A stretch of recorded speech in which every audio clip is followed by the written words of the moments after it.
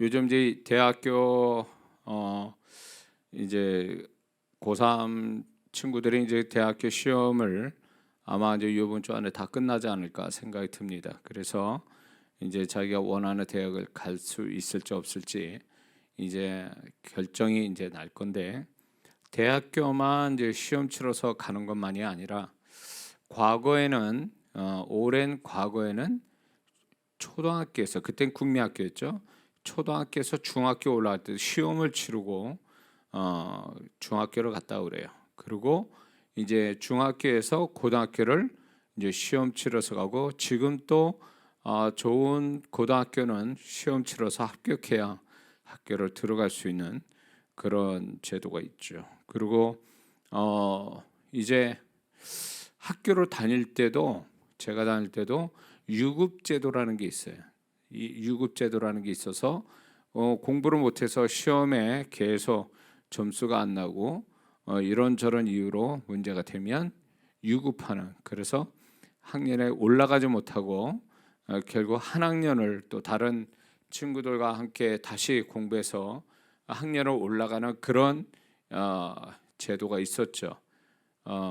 그 뭐 흔치 않았지만 그런 친구들이 간혹가다 그런 친구들이 있었습니다. 자, 이런 걸 보면 학교에서 이렇게 시험을 이렇게 치루어서 학교를 졸업해야 되고 또 대학도 시험 치러서 가고, 근데 이제 그 학교 공부가 끝나면 또 그렇다고 그래서 사회 나와서 그러면 시험을 안 보냐 할 때, 이제 사회 나와서 이제 좋은 직장 얻기 위해서 자격증 시험을 또 보게 되죠. 또 자격증 시험을 보는 것뿐만 아니라 이제 직장이 들어가면 직장에서 승진하기 위해서 또 시험을 치르게 되죠. 그래서 우리 인생은 어떻게 보면 학교 들어가면서부터 시작해서 직장을 은퇴해서 더 이상 직장 다닐 수 없고 무슨 어떤 일을 할 수 없을 때까지는 계속 시험의 연속이라는 거죠. 그래서 시험을 잘 치르는 것이 결국 우리 인생을 잘 사는 비결 중에 하나가 바로 시험을 잘 치른다는 거죠. 그처럼 우리의 인생을 영적인 시각에서 좀 살펴보면 그러면 우리가 세상 사는 것만 시험이 있냐? 그렇지 않죠. 영적으로 살펴보면 사단도 우리를 시험한다. 소위 말해서 유혹한다 그러죠. 유혹해서 하나님을 멀리 떠나게 하고 타락하게 만들고 그 사람의 존재와 인생을 망치기 위해서 우리를 유혹한다라는 겁니다. 근데 뿐만 아니라 하나님도 결국 우리를 궁극적으로 축복하기 위하여 우리를 시험하신다고 분명히 성경에도 곳곳에 나와 있습니다. 하나님은 우리도 시험하신다는 거예요. 우리가 세상 살면서 원치 않는 그 시험을 보면서 참 괴로움을 갖지만 그 시험을 잘 치르고 나면 합격이라는 거와 또 합격에 맞는 또 상을 받고 이러듯이, 하나님도 우리를 인생 살아가면서 시험을 하신다라는 것입니다. 그래서 하나님은 결국 우리를 축복하시기 위해서 시험을 하신다라는 것입니다. 이런 부분이 이 사실이, 이런 영적 진리가 많은 성도분들은 이거를 모르는 성도들이 또 의외로 많다라는 것입니다. 이 부분을 굉장히 생소하게 여기는 성도분들도 있어요. 그래서 이 부분을 배우지 못하거나 또 알면서 신앙 수준이 떨어져서 하나님이 우리를 여러 가지로 시험할 때에 불합격해서 하나님이 예비하신 축복을 놓치는 성도들이 많다라는 것입니다. 근데 이것이 엄연한 우리의 현실 속에 있는 또 하나님의 영적 원리라는 것입니다. 우리의 삶 속에 있는 영적 원리.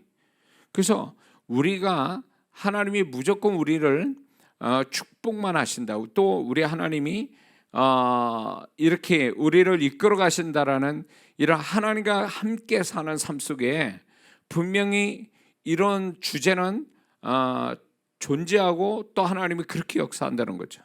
하나님의 시험이 믿는 자의 모든 사람들한테 원하든 원치 않든 그 하나님의 시험이라는 게 반드시 있다라는 것입니다.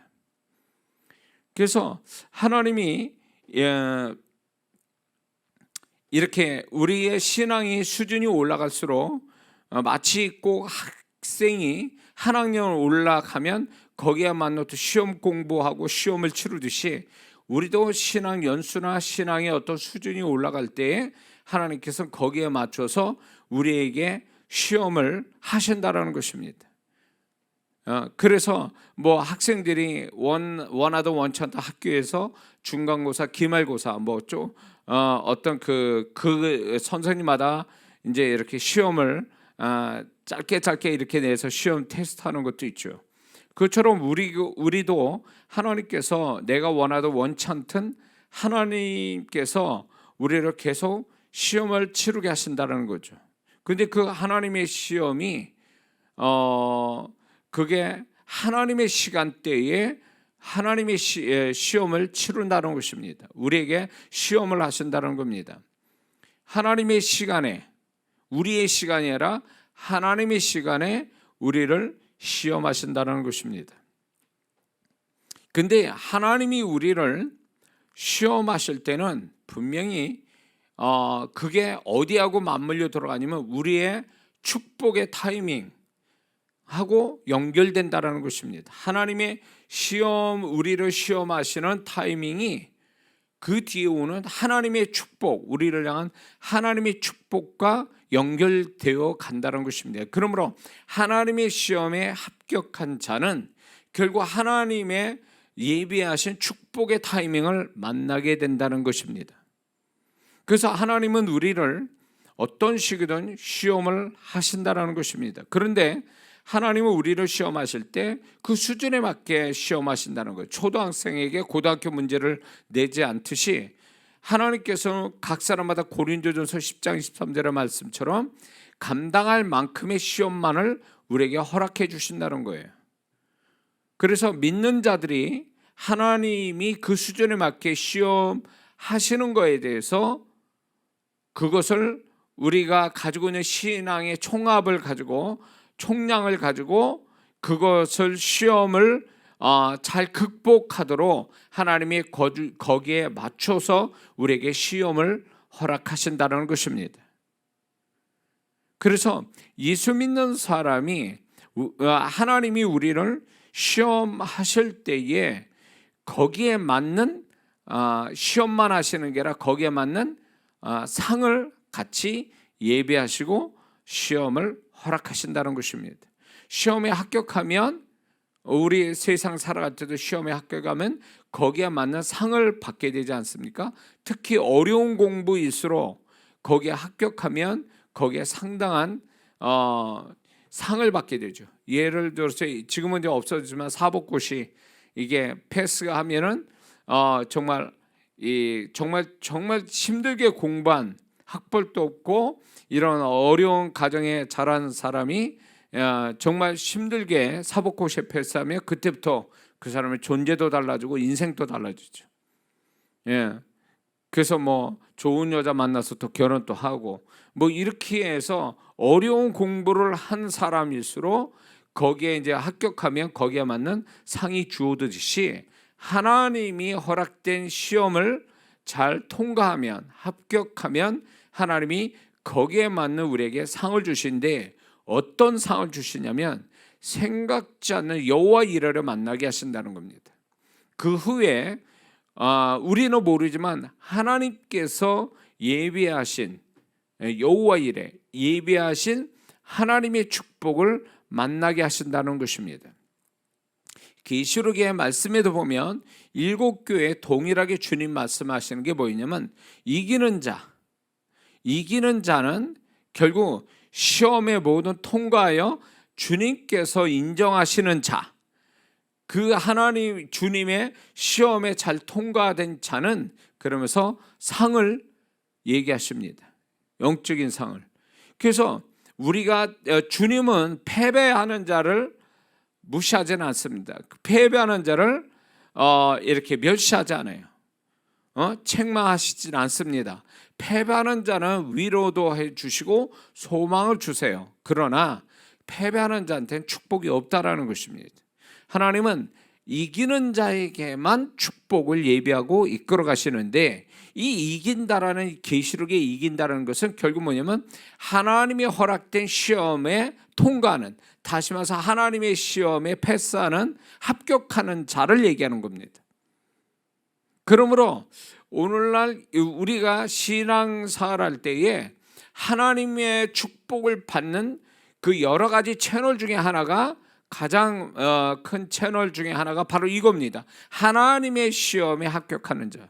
이 하나님의 시험에 합격하는 자에게는 하나님이 예비하신 축복을 만나도록 이끄신다라는 것입니다. 뿐만 아니라 이 하나님의 그 시험을 통과한 자는 그의 육적인 축복이 업그레이드 된다는 거죠. 수준이 올라간다는 것입니다. 하나님의 시험에 잘 통과한 자는 결국 그 현실적으로도 하나님이 그 축복을 이렇게 차원 높게 축복을 주신다는 것을 성경에서 알 수 있습니다. 우리가 아는 것처럼 욥이 그런 사람이죠. 그가 하나님 앞에 시험을 받지만 결국 합격해서 갑절의 축복을 받고, 그런 정말 신앙도 수준, 반면에 신앙의 수준도 올라가죠. 그러므로 하나님의 시험에 합격하는 자는 육적인 축복만 아니라 신앙이 업그레이드 된다는 것입니다. 신앙의 차원이 한층 높아진다는 것입니다. 뿐만 아니라 이 하나님의 시험에 통과하는 자는 하나님이 인정하시고 신뢰하고 지지하는 사람이 되어간다는 것입니다. 하나님이 우리를 시험하시는 것은 결국 우리를 망하게 하는 것이 아니라, 이 시험을 그 신앙의 수준에 맞게 하나님이 허락하시면서 그거를 잘 통과될 때에 하나님께서 그 사람을 좀 더 인정하고 신뢰하고 지지하는 사람이 된다는 것입니다. 욥의 경우로 볼 때도 욥이 그 고난을 통과했을 때, 이 고난의 시험을 통과됐을 때, 원래부터가 고난 있기 전부터라도 그가 하나님을 향한 그런 어떤 경외하는 마음에 사단에게 얘기할 만큼 인정받았던 사람이라는 거죠. 그러나 그가 이제 그 고난을 통과하면서 그는 더욱더 하나님 앞에 지지받고 인정받는, 그가 제사를 드림을 해서 친구들을 위해 제사 드릴 때 하나님이 그 욥의 제사를 통해서 제 친구들을 용서하시는, 또 그런 어떤 하나님. 그리고 그래서 이제 욥이 하는 것에 하나님이 또 축복을 이렇게 베푸시죠. 그거는 하나님이 인정하고 지지하고 신뢰하는 자에게 주시는 축복이라는 거죠. 그러므로 하나님의 시험에 통과하는 자는 어떤 것보다 큰 축복이 뭐냐면 존재의 축복이 따른다는 것입니다. 그 사람의 존재를 축복하시는 거죠. 결국 그 존재를 축복한다는 건 하나님이 그 사람을 더 지지하고 인정하시고 신뢰한다는 얘기입니다. 그러므로 이것은 또 다른 의미에서 이거는 뭐를 나타나게 되냐면, 이 사람이 기도하는 것을 어떻게 보면 과거보다 더 응답이 빨리 온다라는 것입니다. 한 예로 들면, 왜? 하나님께 더 신뢰받는 자이기 때문에 하나님께서 그 사람이 하는 행위나 이 모든 것들에 대해서 하나님이 축복하시게 돼 있다는 거죠. 그거는 결국 또 무엇을 말하냐면, 하나님이 지지하고 신뢰한다는 것은 하나님이 그를 존귀하게 여기신다는 얘기와 같은 거예요. 그래서 우리가 여러 가지 시험을 받을 때, 여러 종류의 시험에서 어떤 시험을 받을 때 그것이 어떻게 보면 기분 좋은 시험도 있지만 그렇지 않은 시험도 있거든요. 그런 시험일 때에, 그런 시험을 받을 때 사람이 이 낮아짐을 경험하죠. 낮아짐을 경험할 때에 그 낮아짐이 수치를 가져오고 부끄러움을 가져오고 자존심도 상하게 만들지만, 결국 그것에 시험을 잘 치루어서 하나님 보실 때 너는 합격했다라고 이렇게 하시면, 그 다음부터 그 사람이 반전이 일어나는데, 세상이 아니더라도 하나님이 그를 존귀 여기시는, 그 존귀하게 여기신다는 것이 결국 하나님과 가까이 하는 거와 또 하나님이 그의 행위를 축복해 주는 걸로 나타나신다는 것입니다. 그래서 이 하나님의 시험을 통과한다는 것은 보여지는 축복이 있고 보이지 않는 축복이 있는데, 보여지는 축복은 그 사람이 다른 사람보다 더 나은 삶, 더 나은 어떤 축복을 이렇게 갖게도 되지만, 보이지 않는 축복이라는 건 결국 하나님이 그 사람을 존귀하게 여겨서 하나님이 좀 더 그 사람께 가까이 하고 친밀해지고, 그 다음에 그 사람이 하는 것을 지지하시고 인정해 주시고 신뢰하는 이 보이지 않는 축복이 따른다는 것입니다. 과거에 이제 저도 학교 다닐 때, 저는 이제 학교에서 그때 당시에 다들 그렇지만 매 맞고 다녔거든요. 집에서도 맞고, 학교 가서도 이렇게 잘 못하면 선생님한테 맞고, 이렇게 맞고 학교로 다녔던, 저 나이쯤 되면 다 그랬을 거예요. 과거에는 다 그렇게 살았거든요. 근데 이제 학교에서 공부 잘하는 친구들은 그래서 시험을 잘 치르면 이제 점수 낮으면 그 선생님마다 공부 더 잘하라고 이렇게 강목을 가지고 매를 맞고도 그랬어요. 시험 잘못 치렀다고. 그러나 공부 잘하는 친구들은 선생님 칭찬을 받고, 꼭 뭘 해도 선생님이 뭘 이렇게 시켜도 걔네들만 시키고, 그러면서 칭찬해주고, 심지어는 그런 친구들한테 조그맣게 보란 듯이 선물도 주고, 선생님이 조그만 선물을 그렇게 했습니다. 같이 학교 다니는데 누구는 욕먹고 매 맞고, 누구는 공부 잘해가지고 칭찬받고, 그리고 선물도 받고, 그런 때가 있었어요. 그러니까 이게 하나님 앞에 시험을 잘 통과해서 하나님 보실 때에 정말 하나님의 입장에서 시험을 냈지만 그 시험을 잘 통과하는 그 성도들을 주님께서는요, 합격된 자, 하나님의 기대만큼의 시험을 잘 통과한 자는 결국 하나님이 가까이 두실 수밖에 없고, 친밀함을 가질 수밖에 없고, 그분이 존귀하게 여기실 수밖에 없다라는 것입니다. 근데 그게 세상 사람 볼 때나 믿는 자가 볼 때도 그게 눈에 보이지 않거든요, 사실. 하나님이 자기를 그렇게 하는 것에 대해서. 그러나 그의 영적인 행위에 있어서 딱 증거가 나와요. 하나님께서 정말 그 시험을 잘 통과해서 하나님이 존귀하게 여기는 자는 벌써 그 영적 행위에서 하나님이 결과를 통해서 그 사람을 어떻게 생각하고 계신지를 알려주신다는 것입니다. 그래서 그것만큼 우리가 일생을 살아가면서 죽는 그 순간까지 하나님은 우리를 시험하시는 것을 멈추지 아니하신다는 것입니다. 이 시험은 한 번만 끝나는 게 아니라 다양한, 지금부터 얘기하는 7가지 시험에, 이 7가지 시험을 인생 살아가면서 그때 때마다 다양하게, 그것도 반복적으로 우리를 시험하신다는 것입니다. 그래서 하나님이 우리를 시험하시는 것은 결국 이런 겁니다. 하나님과 우리 사이, 나와 하나님과의 사이를 어떤 관계성이 어떠한가를 하나님도 확인하고 우리 자신도 그걸 통해서 자신이 하나님과 어떤 관계, 어느 정도의 어떤 수준의 관계를 가지고 있는가를 측정하게 만드시는, 그것이 된다는 것입니다. 그러므로 예수 믿는 사람은 이 하나님의 시험이 우리 인생 속에 있다는 것에 대해서 이거를 모르면 문제가 되는 것입니다.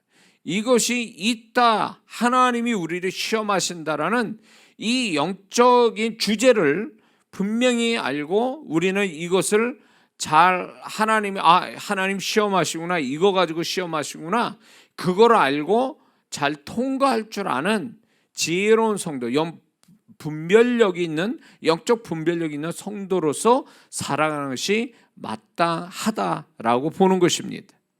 그러므로 예수 믿는 사람의 삶은 세상 사람과 달라요. 하나님이 개입된 인생이기 때문에 그 하나님이 하나님의 가지신 생각을 가지고 우리의 삶을 이끌어 가시기 때문에 우리가 그 하나님을 의식하고 하나님의 의도를 파악하고 하나님의 생각을 읽을 줄 아는 그 신앙의 수준까지 가야 된다는 것입니다. 다윗이 그가 고난 속에 있어도 하나님이 자기를 어떻게 하는지 알고 있었다라는 겁니다. 그래서 시편을 보면 다윗의 그 신앙 고백이 고난 속이든 즐거움 속이든 그 속에서 하나님이 자기를 왜 이렇게 고난 속에 있고 왜 이렇게 나에게 축복을 주신가를 신앙 고백을 하는데, 그것을 하나님께서 그게 맞다라고 하니까 시편으로 하나님이 성경으로 인정하신 거 아니냐 말이에요. 응? 그리고 요셉을 봐도 그렇습니다. 요셉이 자신이 왜 그 고난이 있어야 되는지를 후에 바로 총리가 돼서 자기 가족들에게, 형들한테 그 얘기를 또 합니다. 자기가 왜 이런 고난을 받아야 되는지. 이거는 요셉이 무엇을 알고 있었다는 것을 전제하냐면 하나님의 의도, 하나님의 마음을 알고 있었다는 걸 전제로 하는 거예요. 이건 다시 말해서 요셉도 결국 하나님의 시험, 이 고난이라는 시험을 통과했다라는 것입니다. 이 시험을 잘 통과하는 것을 그가 알고 하나님의 의도대로 이것을 잘 하나님의 어떤 바라시는 대로 통과해서 합격했기 때문에 그는 결국은 하나님의 계획대로 성취된 사람이 된 거죠. 다윗도 시험을 잘 통과했기 때문에 하나님의 계획대로 성취된 사람이에요. 그냥 이루어진 거예요. 그 다윗은 원래 이스라엘 왕으로 기름 부음을 받았는데 이 기름 부음이 이루어질 때까지, 통합 이스라엘 왕 때까지는 그는 하나님의 고난이라는 시험을 통과해서 그게 얻어진 거거든요. 요셉도 그 하나님이 그에게 주신 예언적 꿈이 결국 하나님의 시험을 통과해서 그 예언이 결국은 예언적 꿈이 현실이 되게 만들죠.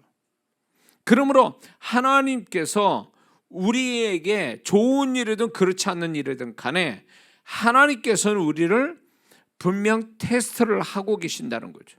좋으면 좋은 상황대로, 나쁘면 나쁜 상황대로 우리를 테스트해 가셔서 그 테스트에 합격하면 거기에 맞는 또 하나님의 새로운 축복들이 따른다는 거죠. 그러나 예를 들어서 이제 사울왕 같은 경우에는 사울왕은 하나님의 그 왕으로서의 그가 축복을 받았지만 왕이라는 신분이 또 다른 하나님의 테스트라는 것을 그는 알지 못했다라는 거죠. 왕이 끝이 아니라, 왕의 신분을 얻은 것이 끝이 아니라 이 또 다른 하나님의 시험의 시작이었다라는 걸 사울왕은 모르고 있었다라는 겁니다. 그러고 있어서 결국 사울왕은 하나님의 그 좋은 환경에 놓여진 그것이 테스트인 줄 모르고 지 멋대로 하다가 비극의 인물이 되고 자기만 아니라 자기 자녀, 자기 아들 셋까지도 완전히 인생을 다 망쳐 놓은 거죠.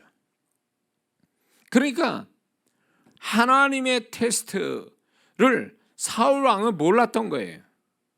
하나님이 후회하셨다, 왕의 나라가 길지 않고 왕으로 버렸다 라는 이 자체가 하나님의 테스트에 불합격했기 때문에 나타나는 하나님의 말씀이에요. 근데 사울왕은 새까맣게 몰랐던 거죠. 왕이니까 유일한 이스라엘에 한 명밖에 없는 왕으로서의 그 이상의 권세를 가진 자가 없으니까 자기 멋대로 했단 말이에요. 그 자체가 하나님의 시험이었다는 걸 새까맣게 몰랐던 거죠. 모른 것이 결국 인생을 망치게 된 거죠. 그러므로 오늘날 많은 성도분들이 하나님이 이 모양 저 모양 테스트를 하고 있는데 그 테스트가 하나님은 선한 의도에서 하나님이 그 사람에게 다양한 축복을 예비하시고 테스트하는 것을 통과하지 못하니까 하나님의 축복은 그대로 있고 그 사람한테 돌아가지 못하고 그 사람은 오히려 하나님의 그 테스트로 인해서 하나님이 원치 않는 결과를 가져오게 된 거죠.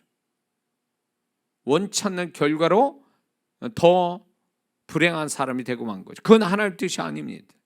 광야 1세대들이 광야라는 테스트를 통과하지 못해서 가나안 땅이라는 예비된 하나님을 취하지 못했습니다.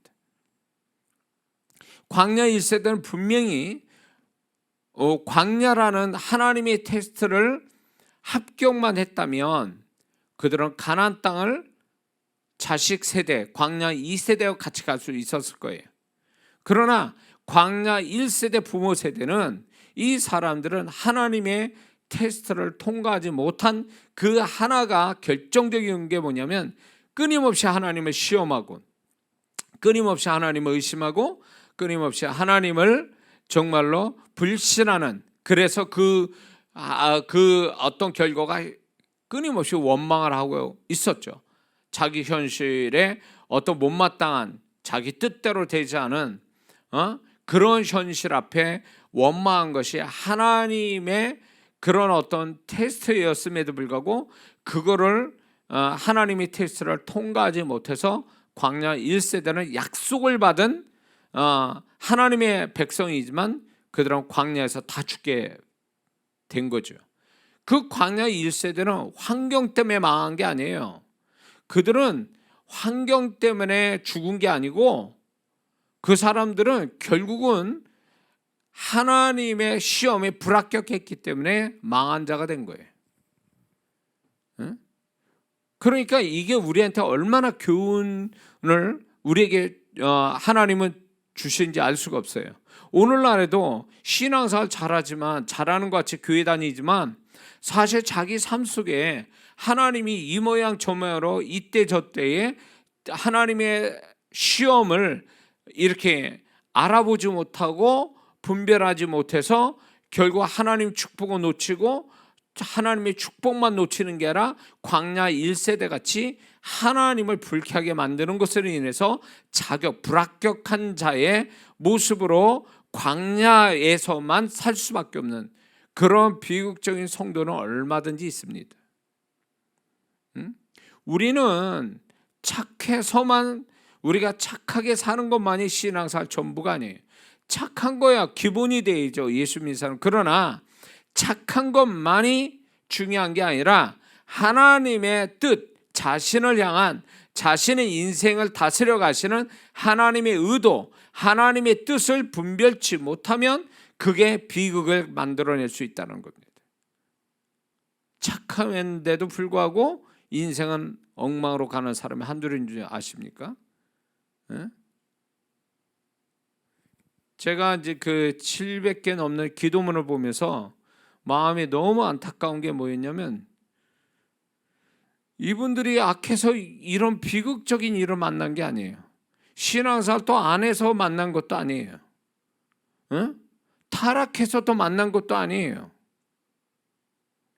내가 그 기도문을 읽으면서 제가 느끼는 게 하나님의 의도를 모른다는 거예요. 하나님의 의도. 자기 인생에 이 많은 성도분들이 신앙생활 좀 했다는 분들도 뭐가 문제냐면 자기 인생의 주체를 자기로 알고 있어요. 나의 인생은 내가 주체, 내가 주인이고 내가 주권자고 내가 리더자라고 생각하는 사람이 너무 많다는 거예요. 예수 믿으면 우리는 사나 죽으나 주의 것이 되고, 그래서 우리는 나는 이제 주의 것이 됐다라는 의미에서 우린 주님이라고 부르잖아요. 하나님이라고 부르고, 그게 결국 무엇을 얘기하냐면 우리가 그분의 속한 자로, 그분의 속한 자로 그분의 종이 됐고 그분의 따라야 될 하나의 청지기 역할이고 종된 자라는 걸 의미하는 건데, 많은 성도분들이 교회에서는 그렇게 알고 배우고 그렇게 고백하는데 자기 삶에 돌아가서는 절대 그렇지 않는다는 거예요. 그러니까 자기가 인생의 어떤 주인이 돼버리니까, 주인이 됐다는 건, 주인은 결국 뭐냐면 자기 마음대로 할 수 있다는 거죠. 그 자기 마음대로 할 수 있는 자유함이 있는 게 주인의 모습이거든요. 그러니까 자기 인생을 그렇게 사는 거예요. 하나님이 정말 하나님의 어떤 그 맡김으로 인해서 하나님의 이끌림 받는 그 최선인데, 하나님께 이끌림 받는 최선이 아니라 자기가 자기 인생을 주도해서 가는 게 최선이라고 생각하고 살다가 자기 자신도 책임지지 못할 일을 결국 경험해서 결국 불행을 계속, 하나님 원치 않는 불행을 계속 가지고 가는 거죠. 결국 이거는 뭐냐면 하나님의 어떤 그 뜻을 모르는 것만 아니라 하나님이 분명히 하나님이 축복하시려고 하나님이 시험을 허락된 것들을 그거를 잘 통과하지 못한 데서 오는 비극이라는 거죠. 예수 믿는 사람은 돈이 모자라서 병이 들어서 뭐가 안 돼서가 비극이 아니에요. 예수 믿는 사람이 진짜 비극은 뭐냐면 하나님이 그 사람 인생을 주관하지 못하고 하나님께 인생을 맡기지 않아서 하나님의 뜻에 순종하지 못한 데서 오는 비극이 이게 진짜 비극이라는 것입니다.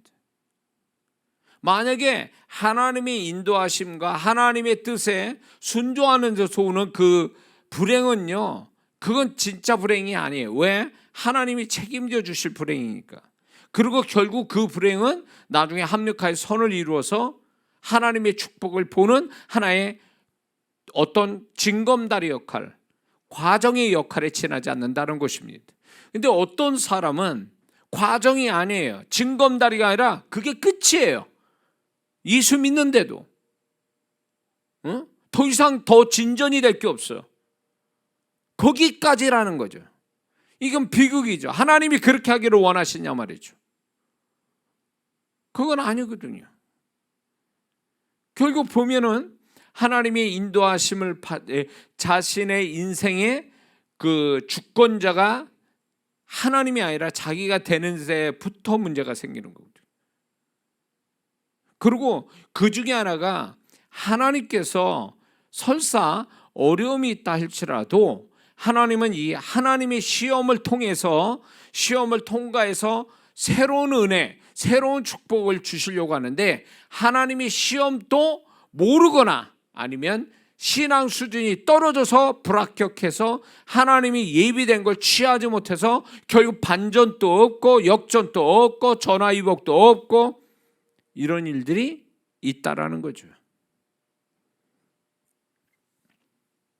자, 그러므로 저는 지금부터 얘기하는 이 부분들이 제 삶을 신앙 50년을 돌이켜볼 때 이런 것이 있어 왔고 어떤 거는 몰라서 신앙이 어려서 몰라서 그냥 불합격해서 아무것도 없고 고생만 하다가 지나가는 것도 있고 어떤 거는 알아서 이제 나이 먹고 좀 하나님과 동행하는 삶을 제대로 알고 나서 이게 하나님의 시험이구나 알고 그것에 준비를 잘하고 잘해서 합격해가지고 하나님이 주시는 여호와 이레를 보게 되고 또 어떤 신앙과 존재의 존재값을 하나님께서 높게 쳐주시는 그런 거를 경험한 것도 있다라는 것입니다. 그래서 지금 이 주제는 하나님의 시험이라는 이 주제는 제 삶에서 경험된 거고 제가 실패한 것도 있고 성공한 것도 있어요. 그래서 이 부분은 이미 성경에서 하나님이 얘기하고 계셨던 거예요. 근데 목사인 저도 살면서 신앙이 그렇게 신앙서 오래 했음에도 불구하고 이걸 몰라서 지나쳐버린 그래 불합격해서 상처로 남고 그리고 그걸로 인해서 하나님의 축복은 경험하지 못하고 이렇게 지나간 것들도 있다라는 것입니다. 그래서 지금 이 설교를 듣는 성도분들은 그러지 말라고 하나님이 지금 이 주제를 저를 통해서 얘기하고 있는 거라고 저는 생각이 드는 겁니다. 반드시 우리는 아까도 얘기했지만 하나님은 그 신앙의 수준에 맞게 원하든 원치 않든 시험을 하십니다. 그것도 한 번이 아니라 계속 하신다는 거예요. 죽을 때까지. 우리는 그 하나님의 시험이라는 걸 이해하고 있어야 되고 그 하나님의 시험을 분별하고 있어야 되고 결국은 하나님의 시험을 통과하는 소위 말해서 합격을 해야 되는 그런 문제가 앞에 있다는 것입니다. 그게 세상의 어떤 자격증 시험이나 어디에 시험 보는 것보다 더 중요한 시험이라는 거죠. 자, 그렇다면 하나님은 우리에게 무엇을 시험하실까? 어떤 부분을, 어떤 거를 시험하실까라고 할 때 첫 번째는요, 좋은 일이든 안 좋은 일이든 어떤 일을 하나님이 허락하실 때에 마음 상태를 시험하신다고 분명히 말씀하고 있습니다. 마음 상태. 신명기 8장 2절을 보니까 내 하나님 여호와께서 이 40년 동안에 너로 광야의 길을 걷게 하신 것을 기억하라. 이는 너를 낮추시며 너를 시험하사 내 마음이 어떠한지 알려 하십니다. 네 마음이 어떠한지. 그분이 우리를, 이 이스라엘 백성을 광야의 길, 이 광야의 길이라는 건 여러 가지 문제가 있는 그런 삶을 얘기하는 거죠. 40년간의 문제 있는 삶, 이것을 허락하신 것은 이런 상황에서 네 마음이 어떠한지를 내가 알고 싶었다라는 거예요. 네 마음의 상태, 정확하게 하면 네 마음의 상태가 어떠한지를 알고 싶다. 알려고 이 광야를 허락한 것이다. 이렇게 얘기하시죠. 근데 이게 또 마태복음 20장에 가보면 예수님께서 포도원 품꾼의 비유를 드십니다. 포도원 품꾼의 비유를 드실 때 5차례의 품꾼을 부르십니다. 주인이 그 품꾼을 불러요. 그런데 1시간 앞두고 이 품꾼을 뽑아요. 그래가지고 일을 시키는데 이제 6시에 퇴근이니까 1시간 일한 이제 사람도 있었겠죠. 근데 주인이 어떻게 하냐면 1시간 일한 사람부터 품삯을 주기 시작합니다. 저는 여기에서 주님의 의도가 있다고 보는데, 이 비유를 드신 그거는 뭐냐면 결국은 이 1시간 일한 사람을 하루치 그 품삯을 주면서 먼저 온 자의 마음을 테스트해 보는 거죠. 이 사람들이 과연 어떤 마음이었을까라는 생각을 주인이 그렇게 뒤늦게 온 사람부터 이렇게 주시는 것은 결국 먼저 온 자의 마음을 한번 확인해 보고 싶었던 거죠. 그러나 먼저 온 자들은 불합격한 거예요. 그 마음 상태에서. 왜? 어떻게 하냐? 거기에 보면 더 받을 줄 알고, 두 번째 주인을 원망하여. 그 주님의 비유 속에 그렇게 말씀하고 있거든요. 그게 뭐냐면 이들은 이미 마음이 욕심으로 가득 찼고 그것이 이루어지지 않으니까 은혜로 여기지 않고 은혜를 빛으로 여겨서 주인을 원망했다, 그 얘기예요. 그러니까 이 주인의 어떤 그 자기를 불러준 처음의 모습을 생각하며 감사를 유지하고 있어야 되는데, 은혜로 여겨야 되는데, 그렇지 않고 그게 변질돼서 나중에 마음이 달라진 거에 대해서 이거에 대해서 주인은 결국 계약대로 한 데나리온만 줄 수밖에 없는 그런 결론이 나죠. 사실 이 1시간 일한 사람도 하루치를 줄 주인의 그런 심성이라면 먼저 온 사람은 더 줄 수도 있는 주인이에요. 가만히 보면 이 비유 속에 주인은 돈이 그렇게 돈이 그렇게 계산하는 사람이 아니었음을 알 수 있죠. 그렇다면 이 주인의 바람은 그 먼저 온 자들이 좋은 태도로 마음을 가지고 있었다면 주인에게 더 받을 수 있음에도 불구하고 마음 상태가 좋지 않았기 때문에 인색한 주인으로 계약대로만 하는, 계산하는 주인밖에 만나지 못한 거죠. 여기에서 주님의 마음을 우리가 읽을 수 있다는 거죠. 주님은 우리가 어떤 양을 따지는 게 아니라 어떤 행위를 따지거나 양을 따지신 분이 아니라 그 마음의 태도를 먼저 살피신다는 거죠. 살피신다.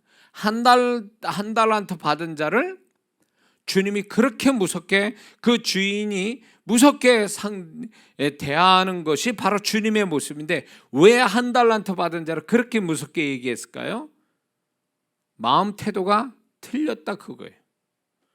그래서 주인한테 오히려 그는 신뢰를 받았기 때문에 한 달란트까지 받은 사람인데, 어마어마한 돈을 주인으로부터 신뢰받아서 받은 자가 나중에는 주인에 대해서 오해하고 주인에 대한 악감정을 가진 것이, 그의 마음의 태도가 틀린 것이 결국 주인으로부터 버림당하고 비극의 종이 되고 말지요.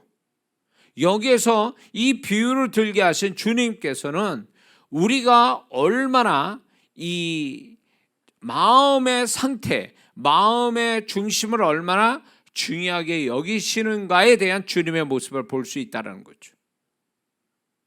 그래서 우리가 사울 왕이 실패한 이유도 그가 좋은 환경이 있음으로 인해서 그 마음 상태를 하나님이 보시기 원했지만, 사울 왕은 결국은 하나님을 실망시키죠. 그 행위가 아니라 그 마음 상태가 잘못됐다는 거죠.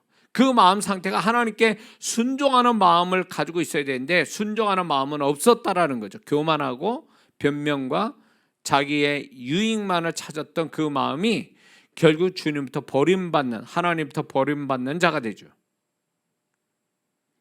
자, 그런데 여기에 보면 하나님이 우리가 이렇게 어떤 상태로 있든, 환경이 어떤 상태로 있든 간에 하나님은 우리의 마음을 시험하신다고 분명히 얘기하고 있습니다. 그러므로 이 광야에 있었던 이스라엘에서 뭐 포도원이나 한 달란트나 다 그런 것들이 그 마음의 상태에서 불합격한 자들이죠. 그 불합격한 자들의 결말을 우리가 보았습니다. 그런데 여기에서 그 마음 상태가 인정받아 주님께 축복받은 자도 나오는데 바로 욥이죠. 욥은 욥기 1장 8절에서 보면 하나님이 이렇게 얘기했어요. 여호와께서 사단에게 이르시되 내가 내 종 욥을 유의하여 보았느냐? 그와 같이 순전하고 정직하여 하나님을 경외하며 악에서 떠난 자가 세상에 없는. 이러면서 사단에게도 이제 그 욥이 마음속에 하나님의 경외함을 가지고 있었음을 인정하고 계셨죠. 그런데 이제 그렇게 8절에서 얘기하니까 사단이 또 9절에 가서 뭐랍니까? 하나님이 이렇게 모든 걸 지켜주셨기 때문에 까닭없이 하나님을 경외하는 것은 아닙니다. 지켜주셨기 때문에 경외하는 겁니다. 라고 하면서 거기서 이제 하나님과 사단의 이제 게임이 시작되죠. 그러므로 결국 욥의 고난은 뭐의 고난이었냐면, 뭐의 테스트였냐면, 여전히 고난 속에서도 하나님을 경외하는가에 대한 테스트였어요. 그것이 결국 욥기서 42장으로 가보면 결국 욥은 하나님을 경외하는 그 마음이 한층 더 구체화됐고 더 깊어졌다는 거죠. 그래서 욥은 그 마음에서 이미 하나님께 인정받았다라는 거죠. 경외하는 그 마음을. 근데 여기에 유사한 사람이 또 아브라함 아닙니까? 아브라함이 창세기 22장 12절에도 이제 그 하나님이 그렇게 내가 내 아들 내 독자라도 내게 아끼지 아니했으니 내가 이제야 내가 하나님을 경외하는 줄 아노라. 그러므로 아브라함의 인정도 결국 보면 그의 헌신의 인정도 결국 경외함의 인정이거든요. 그러니까 그 하나님께서는 이삭을 바치는 하나의 헌신의 행위를 인정하신 게 아니라 이삭을 바칠 만큼의 하나님을 경외하는 마음을 인정하고 계셨던 거예요. 그거를 살폈고 그거를 인정하고 계셨던 거죠. 그러므로 하나님께서는 행위보다 먼저 달아보시는 게 그 마음 상태를 먼저 달아보시고 그걸로 결정하신다는 것을 분명히 얘기하고 계십니다. 그러면 왜 하나님께서 마음 상태를 시험하실까요? 왜 행위로 판단하시지 않고 왜 마음 상태로 그거를 판단의 기준을 삼느냐면, 첫 번째는 그거예요. 그 마음의 상태가 그 사람의 실체이기 때문에 그렇습니다. 행위는 얼마든지 속일 수 있어요. 말로도 속일 수 있어요. 그러나 그 마음의 상태는 속일 수가 없어요. 그래서 하나님은 그 마음을 결국 어떤 그 사람의 실체로 보고 계신 거죠. 뿐만 아니라 하나님은 그 사람을 판단하시는 기준이 행위보다 먼저 마음의 상태를 판단의 기준으로 삼으셨기 때문에 그렇습니다. 그리고 하나님께서는 왜 우리의 마음의 상태를 시험하시냐면 결국 나를 향한 건데, 네 마음이 어떠한지 너 한번 봐라. 이 좋은 일을 만날 때와 안 좋은 일을 만났을 때 너의 마음의 상태를 보라고 하나님께서는 우리에게 그거를 알려주시기 위해서 마음 상태를 하나님이 시험하시는 겁니다. 그래서 어떤 사람은 이렇게 해요. 자기가 고난 속에 있을 때는 그 마음이 정말 하나님에 하여 순전하고 집중력 있고 열심히 내다가 그 마음이 딱 바뀌어가지고 잘 될 때 비로소 마음이 변질되는 사람도 있거든요. 그럴 때 하나님은 자신의 마음이 이렇게 하나님이 좋은 일을 허락하신 이유가 뭐냐면, 네가 이 좋은 일에서 네 마음 상태가 그전과 어려움이 있을 때고 그 마음이 같은지를 봐라 그러면서 마음을 살피게 하려고 그 상태를 시험하시는 거예요. 좋은 일을 통해서 그 마음의 상태를 시험해 보고 계시는 거죠.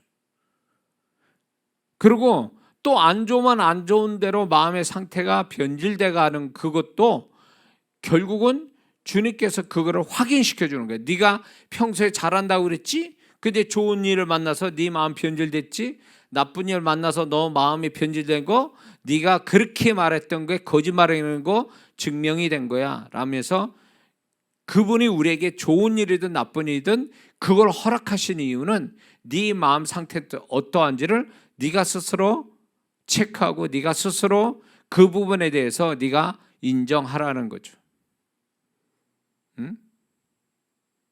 그리고 여기서 주님께서 하나님께서 우리 마음 상태를 시험하신다는 것은 결국 무엇을 얘기하냐면 행위보다도 마음이 우선되고 중요하다는 걸 알려주시기 위해서 이 얘기를 하고 계시는 거예요. 마음을 시험하시는 거예요.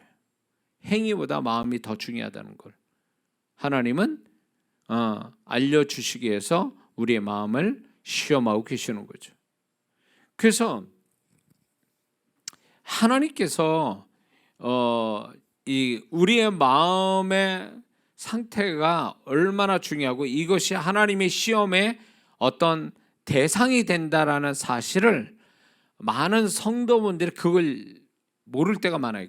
다시 말해서 기도를 하거나 문제 있을 때 기도만 했지 하나님이 자기 마음을 살핀다라는 것은 전혀 이걸 감을 못 잡습니다. 기도만 하고 있는 거예요.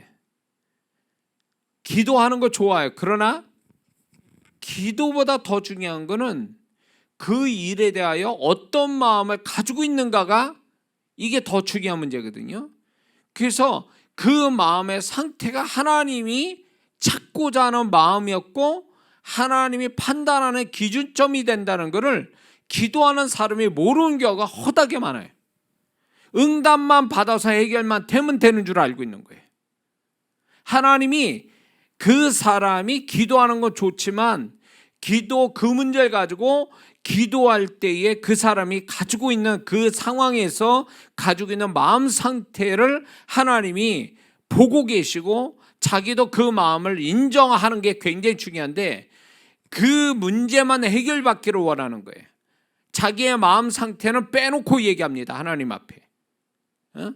그러니까 어떤 면에서 보면 하나님 앞에 다 드러내지 않고 어떤 해결만을 위해서 기도할 뿐이지 자기 마음 상태가 이래서 저래서 나의 존재가 나의 마음이 이렇게 저렇게 했으니 하나님 나의 마음을 고쳐달라고 하시든가 하나님이 이런 마음을 더 갖게 하게 해달라든가 이런 자기 마음에 대한 기도를 하지를 않는다라는 겁니다. 그러니까 응답받으니까 당연히 그 마음이 연단이 안 된 상태에서 그 응답을 받으니까 마음이 변질되는 거예요.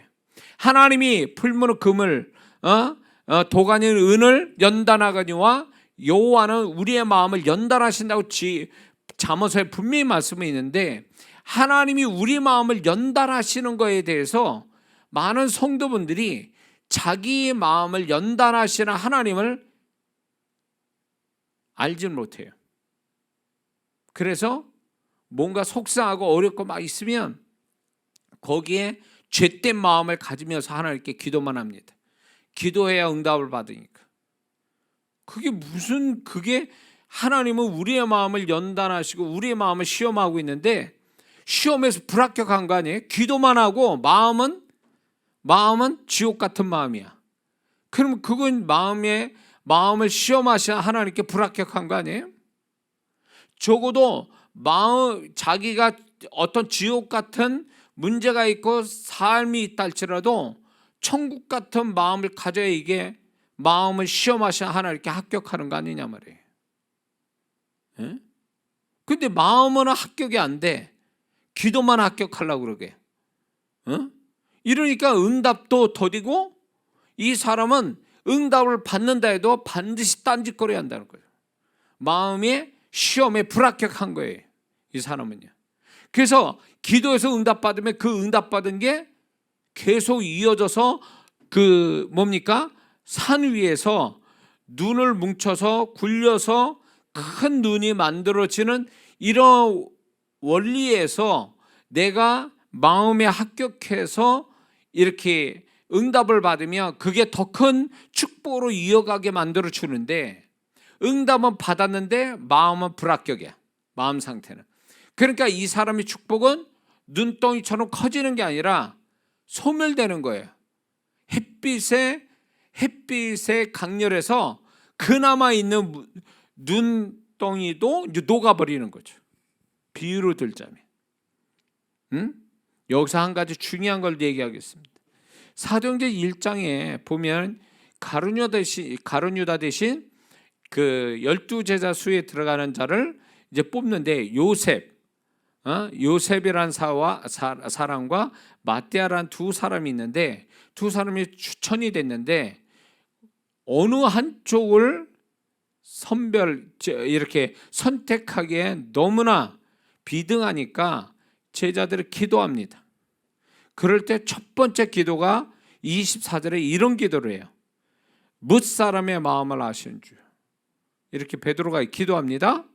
그럴 때 여기에서 뭇 사람의 마음을 아시는 주여 이렇게 말씀했다는 얘기는 이 두 사람에 대해서 판단의 기준점이 얼마나 하나님 앞에 더 합당한 마음을 가진 자인가라는 것을 기준점으로 삼았다라는 거예요. 그런 면에서 그 마띠아가 요셉보다는 더 하나님이 원하는 마음을 가졌기에 그가 뽑힌 자가 된 거죠. 그러니까 하나님은 우리의 마음의 상태, 그것이 하나님의 판단의 기준점이 돼서 우리 마음의 상태가 어떠한지를 살펴보기 위해서 좋은 일이든 나쁜 일이든 간에 그걸 통해서 우리의 마음을 테스트하신다는 거죠. 우리가 이런 경우가 있습니다. 좋은 일이 생기면 우리 마음이 좋아질 것 같죠? 아니요. 좋은 일이 생겨도요 마음이 변질될 수 있어요. 더 변질될 수 있어요. 사울왕처럼, 가룟유다처럼. 제자들이 막판에 가선 우리가 주를 다 버렸사오니 우리가 무엇을 얻으리까? 변질됐잖아요. 그 좋은 제자의 영광을 얻고도. 그러니까 아무리 인간은 부패한 마음이 있어서 좋은 일을 만나면 그때뿐이고 그 좋은 일 때문에 사람이 변질될 수 있다는 것을 성경은 계속 얘기하고 있습니다. 다윗도 왕이 돼서 변질됐잖아요. 짤막짤막하게 변질된 순간들이 있었잖아요. 그러니까 이게 사람이 좋은 일을 만났다 해서 그 사람 마음이 좋아지는 게 아니라 그 자체가 또 하나의 시련처럼 여겨질 수 있다는 거죠. 그래서 우리가 하나님이 우리를 좋은 일 만나게 하셨다 그래서 그게 하나님이 그래 너 좋은 일 만났으니까 이거 가지고 잘 먹고 잘 살아라 이게 아니라 그리고 하나님이 빠이빠이 너 내가 해줄 수 있는 거 다 해줬어 그리고 가시는 게 아니라 얘가 좋은 일 속에서 어떤 마음을 가졌는지 그걸 시험해 보시는 거예요. 좋은 일로 시험해 보시는 거예요. 그러니까 좋은 일 그 자체도 시험이에요. 하나님이 나를 시험을 하는 도구가 된다는 것입니다. 안 좋은 것만 가지고 우리 하나님이 나의 마음을 테스트하는 것처럼 여겨지는 건 잘못된 생각이에요. 오히려 상황이 안 좋은 상태에 있는 사람은요, 그나마 하나님이 회복할 은혜는 주세요. 근데 좋은 일을 만난 데서 마음이 변질돼서 잘못되면요, 그건 은혜도 못 받아요. 하나님의 은혜도 없어요. 응? 그래서 하나님은 우리의 마음을 좋은 일이든 그렇지 않는 일이든 간에 우리의 마음을 테스트를 하신다는 거죠. 그 테스트에 합격해야 돼요. 좋은 일이면 더 좋은 마음 가지고, 제가 설교도 했지만 그 상황보다 더 좋은 마음 가지고 하나님께 인정받아야 되고, 안 좋은 마음에서는 그 안 좋은 마음을 극복할 수 있는 좋은 마음을 가져서 합격을 해야 된다는 것입니다. 그래야 그 마음을 보시는 하나님이 그 마음 때문에, 수준 높은 마음 때문에 합격하여서 그의 고민과 삶의 문제를 풀어가시거든요. 해결해 주시거든요. 그래서 우리가 하나님이 우리 마음을 좋은 일이든 안 좋은 일이든 간에 그 마음의 상태를 그분이 우리를 테스트할 때 합격을 해야 되는데, 그러면 이런 것에 대해서 하나님이 내 마음을 이렇게 테스트하시구나, 테스트하고 계시는구나 라는 것을 우리가 어떻게 알 수 있을까요? 좋은 일 나쁜 일 그 자체로도 우리가 하나님이 날 테스트하시는구나 이렇게 알 수 있어요. 그런데 더 들어가 보면 우리 마음 안에 뭘 주시냐면 죄책감, 자책감, 정죄감, 어떤 것에 대한 찔림, 마음에 이런 것들이 자꾸 일어난다면 하나님이 그걸 사인을 보내는 거예요. 내가 네 마음을 지금 테스트하고 있어, 이런 사인이거든요. 그리고 어떤 일에 대해서 마음에 하나님의 의식이 자꾸 들어올 때 하나님을 자꾸 의식하게 돼요. 하나님을 그 아브라함과처럼 좀 욥처럼 경외하는 마음, 이 경외한다는 마음은요, 하나님을 소중히 여기면서 두려워하는 마음이거든요. 그러니까 그런 마음이 막 들어온다. 내지는 어떤 자책감, 죄책감, 어떤 찔림, 어떤 생각,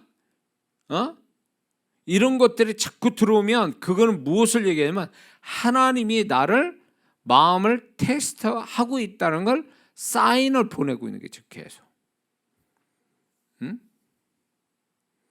그래서 이런 거 있습니까? 이런 거 아세요? 좋은 일이든 나쁜 일이든 기도를 합니다. 특히 안 좋은 일에, 그게 사람이든 물질 문제든 질병의 문제든 자꾸 그런 문제에 이제 그게 있어가지고 기도를 하게 됩니다. 기도를 하는데 분명 내가 이거를 해결해 달라고 기도하지만 또 한편으로 기도하면서 내가 이런 마음 가지면 안 되지, 내지는 나는 좀 내가 마음을 내가 봐도 지금 내가 문제가 있어, 이런 어떤 스스로의 마음에 대한 위기나 문제의식을 이런 걸 자꾸 가지면서 기도를 한다면 하나님께서 지금 마음을 테스트하고 있다는 사인을 보내면서 이런 마음들이 자꾸 들어온다는 것은 네 마음의 상태를 바꾸고 수준을 높이라고 하는 사인을 지금 보내고 계시는 거거든요. 그게 좋은 일이든 안 좋은 일이든 간에 왜 그렇게 마음에다 사인을 줄까요?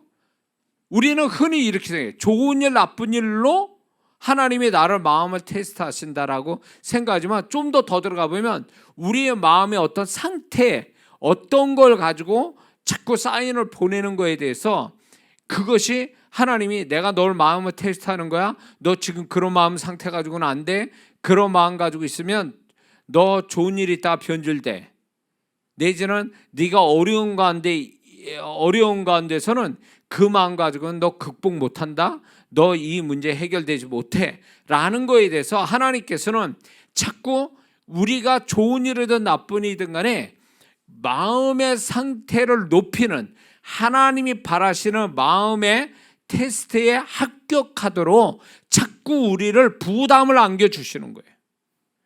근심, 부담, 감동 이런 것들이 계속 들어오는 거예요, 우리 마음 안에.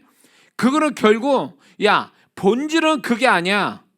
좋은 일 나쁜 일 만나고 더 좋은 일은 더 갖고 싶고 안 좋은 일을 빨리 해결하고 싶고, 이게 본질이 아니다. 문제의 본질이 아니고 진짜 본질은 네 마음의 상태가 본질이다. 그거를 체크해야 되는데 거기에서 나는 판단을 다 할 거다. 그걸로 내가 모든 판단의 기준을 삼을 거다. 이렇게 얘기하고 계신다는 거죠. 근데 이게 하나님과 소통하는 사람은요, 이게 하나님이 딱 그 마음을 건들 때에 이런 식으로 자꾸 이렇게 하나님이 조장할 때, 우리의 마음을 조장할 때, 환경으로 좋은 일 나쁜 일 그거 플러스 우리의 마음을 여러 가지로 조장할 때 알아챈단 말이에요, 하나님과 소통을 잘하는 사람. 근데 이게 하나님과 소통은 없고 해결만 되기를 바라고 더 좋은 일 있기를 바라고 이런 행위나 내지는 보여지는 현실로 그거로 판단의 기준을 삼는 자들은 이런 하나님이 우리의 마음을 이렇게 체크하고 건드시는 것을 감을 못 잡아요. 감을 못 잡으니까 응답은 안 돼요. 하나님의 마음을 막 흔들어 대는데 그거는 더 좋은 일을 만나라고, 네 마음이 변질되지 말고 좋은 일일수록 더 마음의 수준을 높이라는 하나님의 작업인데 그걸 하지 않습니다. 그게 더 변질돼요. 그러다가 그 마음의 변질을 뭘 가져오냐? 현실의 축복이 소멸되게 만들어요. 그러고 나서 좀 깨닫는 사람은 내가 하나님께 마음을 잘못 써서 그 하나님이 바라시는 마음을 가지지 못해서 내가 이 지경이 됐구나라고 알 정도면 이건 굉장히 분별력이 있는 사람이에요. 하나님의 의도를 어느 정도 알고 있는 사람이에요. 그러면 그 사람은 다음은 안 그러겠죠. 애석한 거는 그 마음이 그거를 그렇게 알기 전에 미리 알았어야 되는데 다 일 터지고 나서 없어진 다음에 끝난 다음에 아는 것은 너무 안타까운 얘기죠. 다음을 기약할 수밖에 없어요. 그래서 하나님은 우리 마음을 먼저 테스트하신다는 거에 대해서 여기에 합격한 데 힘을 써야 되거든요. 여기에 합격하기 위해서 잘 되는 걸 계속 잘 되는 데만, 어떤 현실적인 보여주는 데만 애쓸 게 아니라 안 되면 안 되는 걸 해결하기 위해서 애쓰는 게 아니라 정말 중요한 것은 내 마음의 상태가 하나님께 합격하는 거예요. 잠언서 4장 23절에 무릇 지킬 만한 것보다 네 마음을 지켜라. 하나님은 우리의 마음을 잘 지켜서 하나님께 인정받으면요, 나머지 부분은 하나님이 알아서 해결해 주시는 걸 얼마든지 발견할 수 있어요. 근데 자기 마음이 그 마음의 상태가 하나님께 합격선에 들어가지 못하니까 계속 하나님이 어떻게 보면 더디 이게 뭔가 딜레이 시키는 거예요. 왜? 얘를 이 마음 상태에서 뭔가 줬다가는 마음이 더 지금보다 변질돼서 오히려 축복이 아니라 화가 되고 이게 징계가 될 수도 있다는 걸 하나님도 알고 계시는 거예요. 그러니까 시간을 더디게 해서라도 얘 마음을 좀 고쳐줘야 되겠다라는 게 하나님 뜻이에요. 그래서 그 사이에 계속 마음에 대한 사인을 자꾸 보내는 거죠. 알아채야 되는데 그 정도면. 그러니까 우리는 하나님의 어떤 하나님의 행위, 하나님의 작업에다 몰두하고 있어요. 하나님이 나를 축복하시기 위해서 작업하신 데만 집중되어 있단 말이에요. 근데 우리 입장에서는 하나님이 작업하신 데다 집중될 게 아니라 하나님의 마음을 읽는 데 집중을 둬야 된다는 거예요. 하나님의 의도를 아는 데 집중해야 돼요. 그 의도를 알면 다윗과 같이 그냥 하나님이 다 책임지시고 이끌어 가시는 거예요. 다윗이 언제 정치력이 좋아서 다윗이 무슨 뭐 정말 행운의 사람이기 때문에 이스라엘 왕이 됐어요? 양치기 소년에서? 그건 아니잖아요. 그의 마음이 하나님이 뭐라 다 아시잖아요. 그의 마음이 정말 내 마음에 합했다는 이거는 하나님의 마음을 읽는 자였다. 하나님의 마음을 소유한 자다. 그래서 하나님 마음을 읽는 자였다라는 거죠. 그러니 그가 어떤 상황이든 간에 시편을 읽어보면 그가 죽음의 골짜기를 그렇게 드나들면서도 그가 마음이 변질되지 않고 그 마음이 오히려 하나님을 이렇게 감동시키고 하나님을 기쁘게 할 수 있었던 것은 그가 그 마음이 늘 하나님 앞에 인정받기 위해서 애를 썼다라는 거죠. 우리는 여기에 초점을 둬야 되는데 신앙이 우리는 자칫 잘못하면 한국에 이렇게 그전에도 전통적인 교회에서 저도 이제 50년 전에 신앙생활 할 때에 보면은 행위로서 인정을 받고 그 행위로 인해서 굉장히 그걸로 자기 어떤 하나님이 자기를 바라보시는 시각이라고 생각해요. 그 행위 자체를 가지고. 그러다 보니까 교회에서 신앙생활이 목사님도 그랬고 행위를 가지고 칭찬하고 행위 가지고 부정적 판단하고 막 이래버리니까 서로 간에 그러니까 마음의 상태가 하나님께 더 중요하고 이게 핵심이라는 신앙은 못 배운 거예요. 그러다 보니까 남 보여주는 신앙 그리고 하나님 앞에 행위로서 뭔가 칭찬받을 일만 열심히 하는 거예요. 근데 그런 사람이 교회 문제덩어리요. 다른 사람 상처 줘요. 그 마음은 지옥 같은 마음 가지고 하나님이래요. 그런 부작용들이 얼마나 많았냐 말이에요. 얼마나. 전도 왕 뽑는다고 상품 걸어놓고 교회마다. 그래가지고 전도 많이 하는 사람 금가락지 주고 뭘 주고 이러면서 행위를 강조하는 신앙이 됐잖아요. 옛날 얘기예요. 그러니까 그렇게 되기 위해서 별별 방법을 다 써요. 딴 교회 교인을 데려오거나 아주 별별 수단과 방법을 다 가지고 하나님의 일을 했단 말이에요.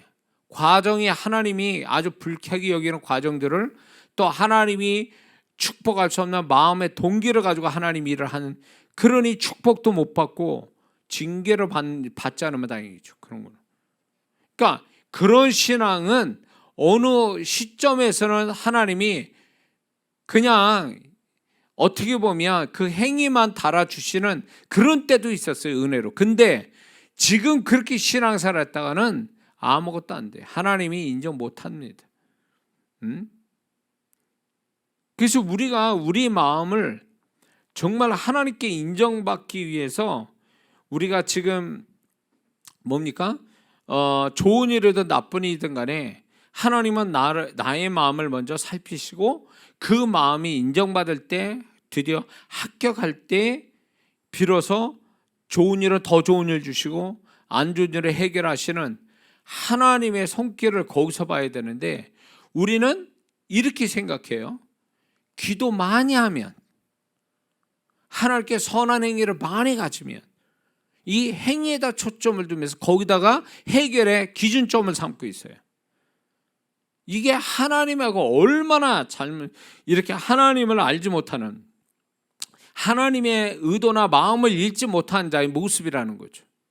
하나님은 나의 존재를 원하는 거지 나의 존재 특히 내 존재의 핵심은 마음인데 그 마음을 먼저 살피시고 그걸로 나를 판단하신다는 것을 새까맣게 잊어먹고 사는 거죠.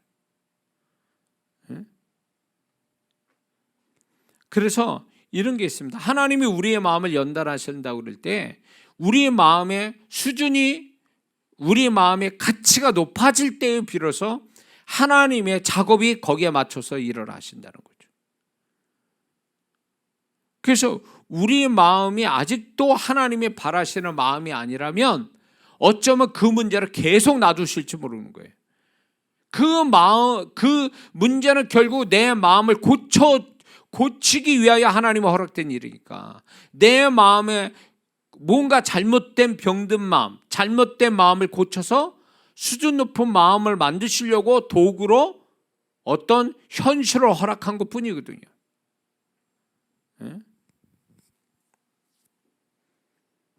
그래서 우리가 하나님이 살아가면서 계속 우리의 마음을 테스트하세요. 계속 네 마음이 어떠한가, 그러면서 자꾸 이렇게 하나님께서 우리를 찔러대시죠. 계속 얘기했죠. 자책감, 죄책감, 문제의식, 위기의식, 이런 마음들, 그 다음에 하나님을 두려워하는 마음들, 이런저런 마음들을 계속 불어넣는 거예요. 자기 의지와 상관없이. 그건 결국 하나님께서 내 마음을 먼저 중요하게 여긴다는, 그 마음이 바로 서야 된다라고 하는 하나님의 마음을 우리한테 알려주시는 거예요. 그 사인을 보내는 거예요, 자꾸. 그래서 올 한 해도 어쩌면 여러 가지로 내 마음을 테스트하시기 위한 일들이 있을 거예요. 좋은 일이든 좋지 않은 일이든, 아니면 이것도 저것도 아닌 일들을 통해서 나는 네 마음을 알고 싶었다. 네 마음이 어떠한지를 이 광야 40년 기억하라. 네 마음이 어떠한지 내가 알려 하심이라. 알고 싶다는 거예요.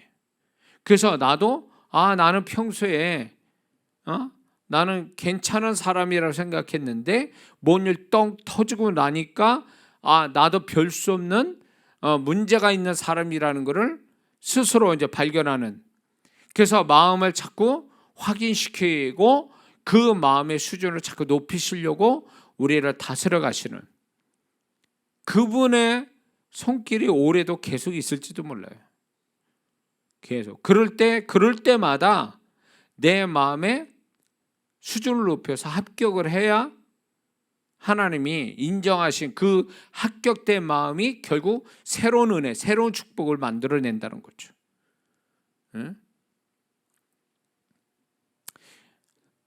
하나밖에 못하네. 자, 그래서 우리가 이 한 해 살아가는 동안에 하나님은 제일 먼저 우리를 마음을 시험하신다. 우리의 마음을 시험하신다.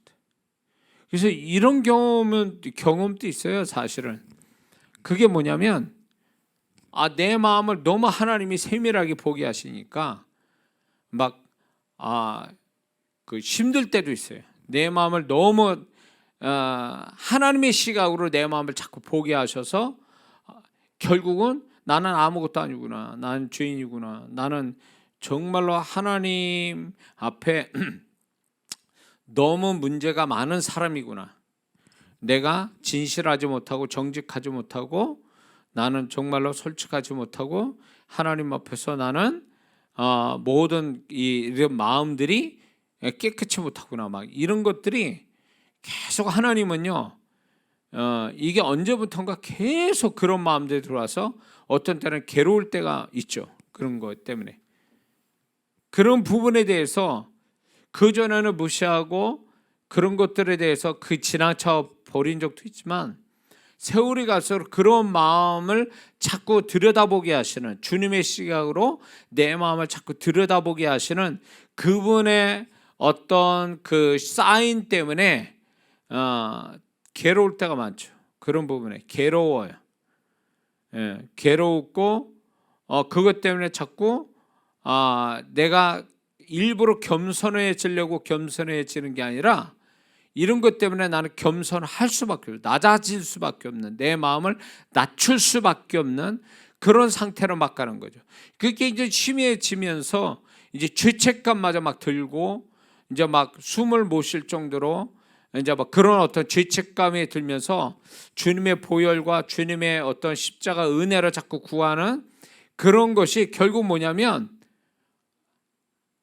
내 삶이 좋아진 것도 없고 나빠진 것도 없지만 주님은 계속 마음의 수준을 높이기 위해서 계속 부담을 주고 이런 여러 가지 부정적 심령을 자꾸 이렇게 던지시는 거예요.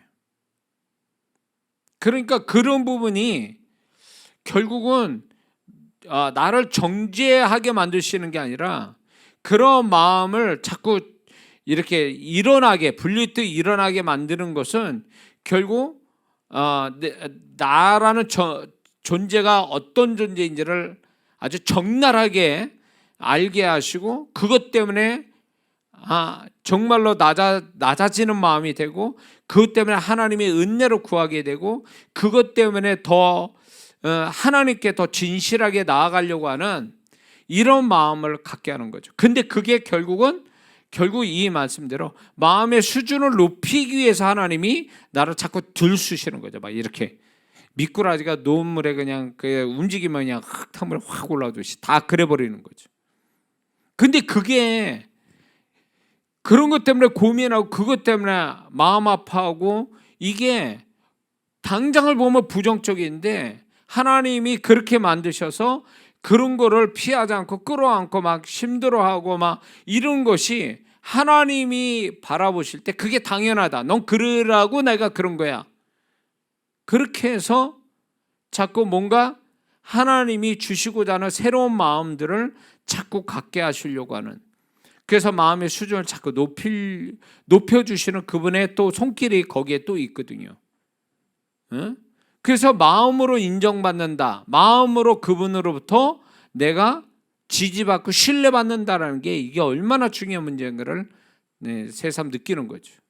그런데 오늘날 성도분들이 이렇게 사느냐? 먹고 사는데 정신없죠. 세상 돌아가고 자기 현실에 일어나는 것만 처리하는데도 바쁘고 그러니까 하나님을 찾는다는 게 결국 우리가 가지고 있는 문제, 행위 이런 것만 해결해 주기를 바라는 거지, 이게 자기 마음을 고치시고 마음을 높이시는 그분의 의도까지를 알기는 너무나 역부족인 세상 속에 살고 있다는 거죠. 그러니까 신앙 생활은 하는데 마음 수준은, 마음의 어떤 그 변화는, 마음의 어떤 고침을 받는 거, 마음의 수준을 높이는 건 5년 전이나 10년 전이나 똑같아. 이게 비극인 거예요. 이게 이렇게 사는 게. 자기 마음을 들여다볼 생각을 안 합니다. 그분이 자꾸 찔러대도 지금 그거보다 더 중요한 건 내 현실에 가지고 있는 문제가 더 급하고 그게 더 커 보이니까 내 마음이 지옥 같아도 그런 거 전혀 신경 안 써요. 이게 비극이라는 거죠. 오늘날 성도들의 비극은 여기에 있어요. 자기의 마음을 들여다보지 않는다. 인정도 안 해요. 자기의 마음이 그렇다는 거에 대해서 인정을 안 해요. 그래서 저는 이런 게 있어요. 제 설교가, 여기 이제 영사로 참여한 분도 있지만 제 설교가 다른 목사님 설교보다 듣기가 편치는 않아요. 편한 설교가 아니에요. 그런데 저의 설교를 듣고 은혜 받는 사람이라면 정말 솔직한 사람들이에요. 왜? 제 설교의 포인트가 그 마음에다 중심에 두고 또 제가 주님의 마음을 전달하려고 애쓰다 보니까 거기에 그냥 나 맞습니다, 내가 그렇습니다 이렇게 하면서 설교가 부담스럽지만 그거는 나를 정확하게 나를 볼 수 있게 하고 나도 거기에 맞습니다, 나도 그렇게 되기를 원합니다, 이런 솔직한 마음을 가진 사람이 저의 설교로 은혜를 많이 받더라고요. 근데 이 설교는요, 사실은 제가 주님께 그렇게 받은 거예요. 주님이 나를 그렇게 다루신 거예요.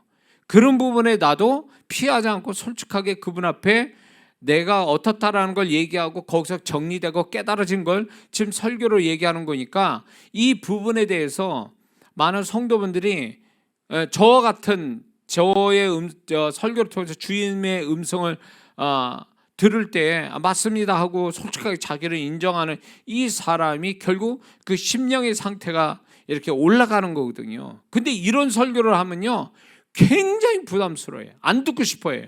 왜? 나는 그게 그 성도들은 나는 그게 중요한 게 아니라 지금 내가 가지고 있는 문제들, 돈, 질병, 사람, 일, 사업 뭐 이런 거에 어떤 해결책에 대한 해결책의 설교를 듣기 원하는 거지. 그거하고 거리가 먼 내 마음의 상태를 그거 하면 더 골치 아프고 더 힘드니까 듣고 싶지 않다고 얘기하는 거예요, 사람들이. 그 성도들은 여기 이 번지수 잘못 찾은 거예요. 여기가 아니에요, 여기가 아니고 어떤 다른 목사님 설교를 찾아가야 될 거예요. 여기는 번지수가 아닙니다. 그 번지수가. 그래서 하나님 앞에 계속 우리의 마음을 이렇게 점점 하나님이 원하는 건 다윗이 이스라엘 왕이 될 때까지는요, 사실은 양치기에서 가졌던 그 마음과 이스라엘 왕이 돼서의 마음은 다른 마음이에요. 이게 십몇 년 동안을 심령의 수준이 올라가서 심령의 수준의 끝이 이스라엘 왕으로 등극한 거예요. 그 심령의 끝이 이스라엘 왕이. 심령이 그 정도 되니까 이스라엘 왕이 된 거예요. 요셉이 노예로 있다가 바로의 총리 됐을 때는요, 그게 저절로 된 게 아니라 그게 바로 요셉의 마음의 수준이 거기까지, 그 수준이니까 하나님이 바로의 총리까지 되게 하신 거예요. 그러니까 그 사람의 축복은요, 저절로 만들어진 게 아니라 어떤 행위나 어떤 수단과 방법, 요령 가지고 만들어진 게 아니라 하나님이 바라시는 마음의 수준이 올라갈 때마다 거기에 맞춰서 하나님이 현실을 주셨다, 그 얘기예요. 그게 이루어지지 않는다면, 마음의 수준이 안 올라간다면 그 사람의 삶의 수준이 더 올라갈 수는 없어요. 그래서 하나님이 이 설교를 왜 한 가지, 지금 7가지 해야 되는데 여기 하나, 지금 마음 상태, 마음을 시험하신 이 하나로 끝내려는 거 보면 하나님이 얼마나 우리를 시험하신 거에 가장 커다란 비중을 두는 게 바로 이거였음을 우리는 알고 있어야 된다는 겁니다. 그래서 우리 마음을 살피시는 하나님, 내 마음의 중심을 하시는 하나님, 그 하나님 앞에서 우리의 마음이 이렇게 하나님이 인정해 주실 만한 또 수준을 높일 때 또 거기 수준에 맞게 은혜와 축복 주시는 하나님, 그런 하나님을 만나는 우리 모두가 되어야 될 줄 믿습니다. 기도하겠습니다.